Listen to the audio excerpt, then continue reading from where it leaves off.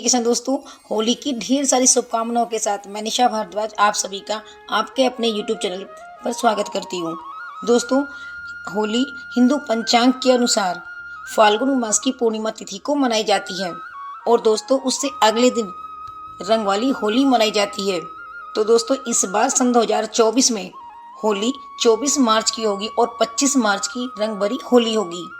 दोस्तों मैं आपको एक खास बात बताती हूँ कि सन 2024 में 24 मार्च को चंद्र ग्रहण होगा। उसका असर दोस्तों सभी पर पड़ने वाला है, क्योंकि दोस्तों पूरे ब्रह्मांड में एक ही सूर्य और एक ही चंद्रमा है। तो दोस्तों कुल मिलाकर सभी को यह ग्रहण प्रभावित जरूर करेगा। खास तौर पर गर्भवती महिलाएं जरूर ध्यान रखें अपना। तो दोस्तों आज की इस वीडियो में आपको बताऊंगी कि होलिका दहन में आपको एक चीज कौन सी डालनी है जिससे आपके घर में धन की बढ़ोतरी होगी।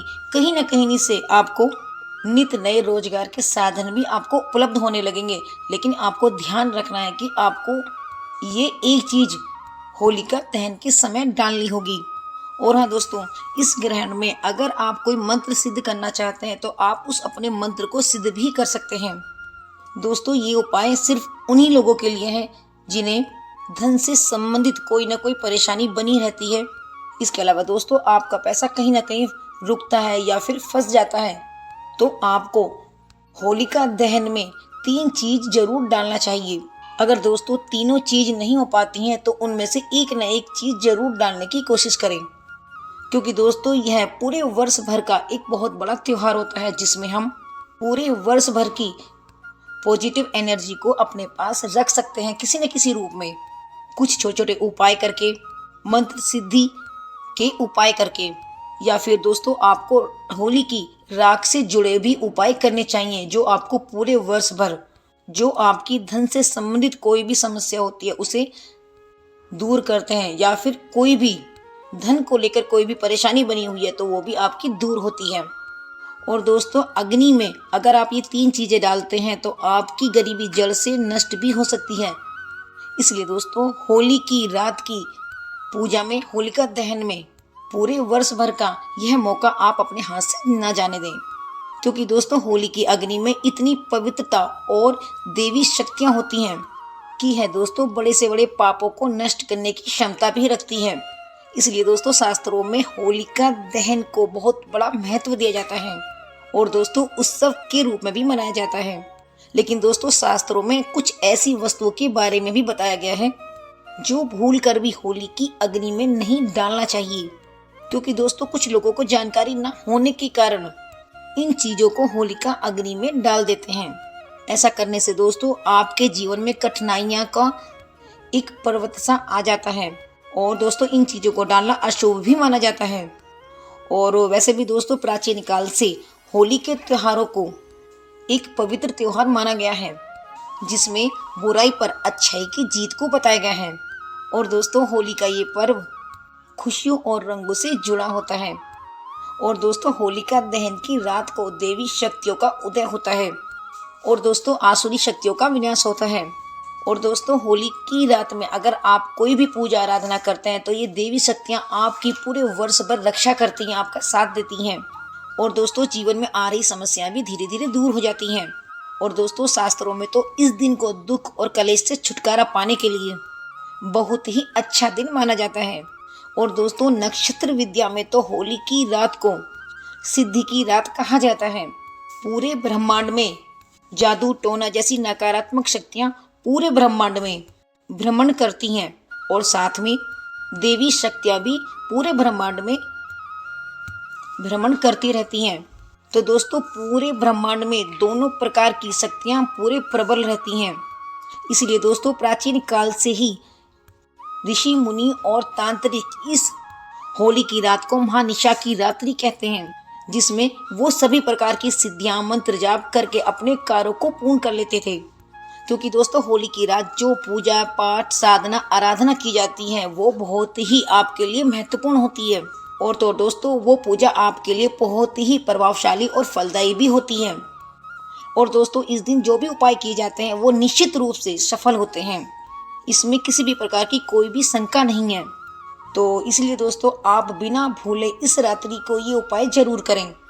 लेकिन दोस्तों ये सभी उपाय आपको गुप्त तरीके से ही करने चाहिए। कभी भी दोस्तों ये दूसरों के सामने नहीं करने चाहिए, अन्यथा दोस्तों इनका फल व्यर्थ ही जाता है। आपका कोई कार्य नहीं बनता, कुछ ना कुछ दोस्तों व्यवधान भी लगा रहेगा। तो चलिए दोस्तों आपको बताती हूँ कि होलिका की अग्नि में आपको कौन सी चीजें डालनी चाहिए और कौन सी चीजें नहीं डालनी चाहिए। तो उससे पहले दोस्तों अगर अभी तक आपने मेरे चैनल को सब्सक्राइब नहीं किया है तो सब्सक्राइब जरूर कर लें। और दोस्तों धन की कामना करते हुए मेरे कमेंट बॉक्स में जरूर लिखें माँ लक्ष्मी। वीडियो को लाइक भी कर दें और दोस्तों अपनी राशि भी लिखें, ताकि होलिका में कौन सी चीज डालकर आपको लाभ मिलने वाला होगा वो भी आपको हम रिप्लाई करेंगे। तो दोस्तों सबसे पहली बात ये कि होलिका की अग्नि में बहुत से लोग गन्ना डालते हैं, तो आप गन्ना जरूर डालें, लेकिन आप उस गन्ने के टुकड़े कर करके ना डालें। या फिर दोस्तों वो गन्ना खराब नहीं होना चाहिए, क्योंकि दोस्तों अग्नि को कोई भी खराब चीजें अर्पित नहीं करनी चाहिए। ये करना दोस्तों अशुभ होता है। और हाँ दोस्तों, अगर आप होलिका में गन्ना डालना चाहते हैं या फिर डालते हैं तो वो गन्ना आपको पूरा डालना चाहिए, यानी कि उस गन्ने के ऊपर पत्तियां भी होनी चाहिए। आधा अधूरा या फिर खराब गन्ना या फिर टुकड़े कर करके गन्ना होलिका में न डालें। इसके अलावा दोस्तों अगर आप होलिका में नारियल चढ़ाते हैं तो आपको ये पता होना चाहिए कि नारियल आपको कौन सा चढ़ाना है।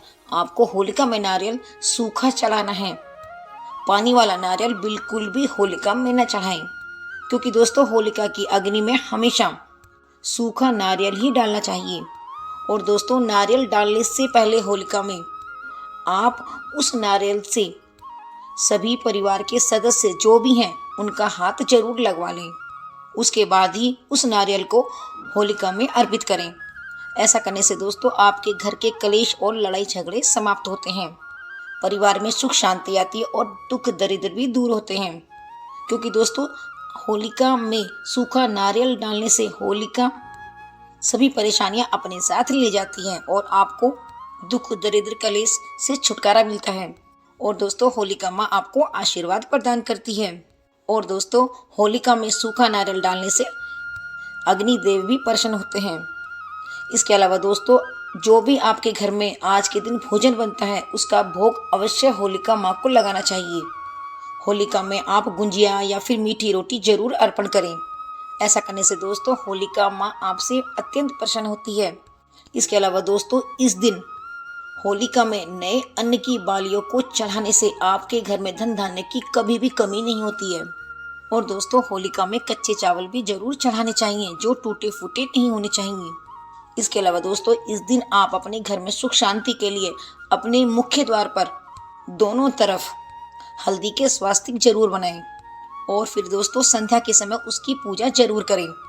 ऐसा करने से दोस्तों आपके घर में हर प्रकार की बाधा का निवारण होता है, सुख शांति आती है। इसके अलावा दोस्तों अगर आपके व्यापार में कुछ रुकावटें बनी हुई हैं या फिर दोस्तों कोई ना कोई बाधा लगी रहती है तो इस दिन आप जरूर करें 21 गोमती चक्र आप होलिका की रात्रि को भगवान शिव को अर्पण करें।